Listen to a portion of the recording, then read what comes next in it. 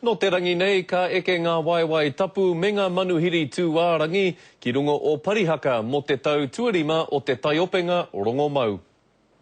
Ki ana ngā haki i te hau, he tira wahine hei karanga i te 200 tangata ki runga o Parihaka. Ma e nei hui pēne, ka puta a Taranaki, ka puta te iwi Māori, ka puta te aope ki te huarahi e tika ana ai oranga mōna. Kua tae mai ngā kaimā takitaki i ngā tōpito o te ao. Wetehi i ka wea mai o rātau mate. Ka puta ngā kōrero, ai arataki i ngā wakaaro o te tini o te mano. Ki runga i te kaupapa o to'u kāka i rāua ko te witi o Rongomau.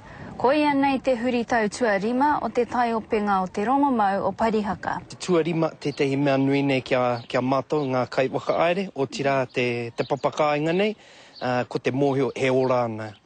Ko te wawata kia tū tonu te kaupapa nei a ngā tau kei te heke mai.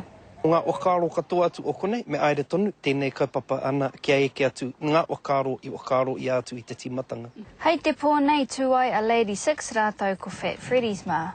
He timatanga rawe i te pōwhiri ki tētahi taiopenga rawe i raro katoa i te maru o te Rongomau. Raiha Johns, te karere.